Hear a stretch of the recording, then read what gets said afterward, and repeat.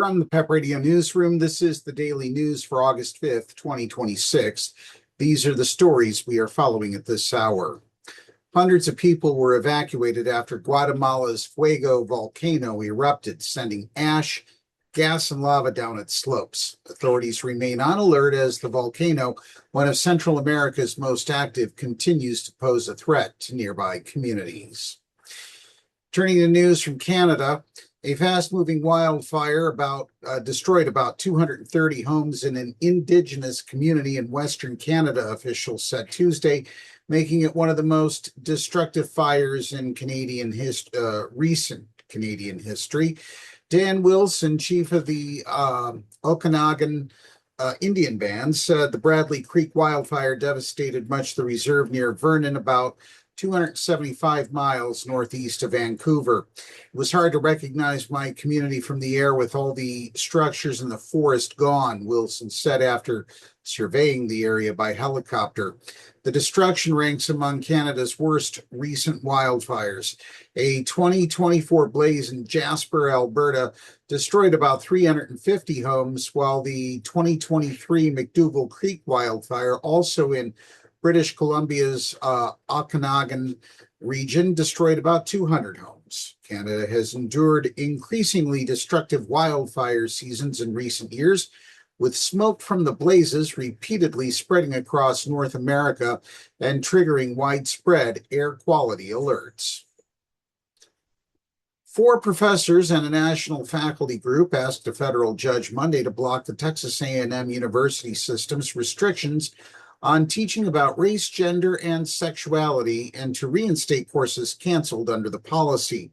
The university system bars professors from advocating race or gender ideology or topics related to sexual orientation or gender identity.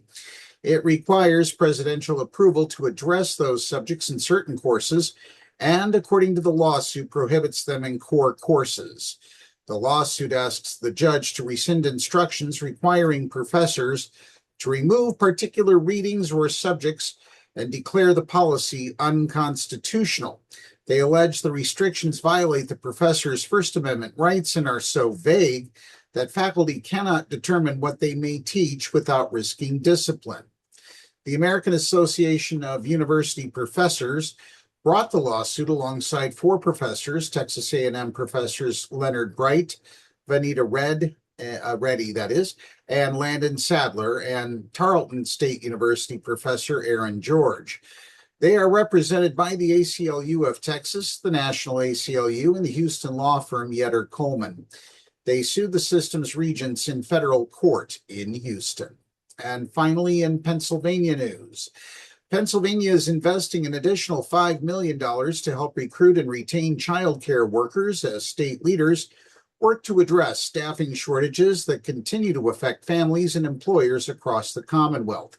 The additional funding included in the 2026-27 state budget expands the child care staff recruitment and retention program. State officials say the investment will provide larger staff bonuses and help child care providers keep more educators in the workforce. For many early childhood educators, the work is driven by passion rather than pay. Being in this field is not something that you do because you want to make $1 million, said Sunshine Corners director Beth Gallant. It's something that you do because you love kids. Despite that dedication, staffing shortages have made it increasingly difficult for child care centers to hire and retain qualified employees. Pennsylvania Department of Human Services Secretary Dr. Val Arkush said the expanded funding is designed to create more sustainable careers in early childhood education. Our goal is to make sure that people can earn a living wage here, that they see career paths for themselves, that they're able to grow in their field and be promoted, and then bring in that next generation behind them, Arkush said. That's the news at this hour. PEP Radio is available on the Live 365 app, the homepage at paequality.com, Roku, Alexa, and wherever you find streaming radio. Up next, we have the Meadville area weather forecast here on PEP Radio.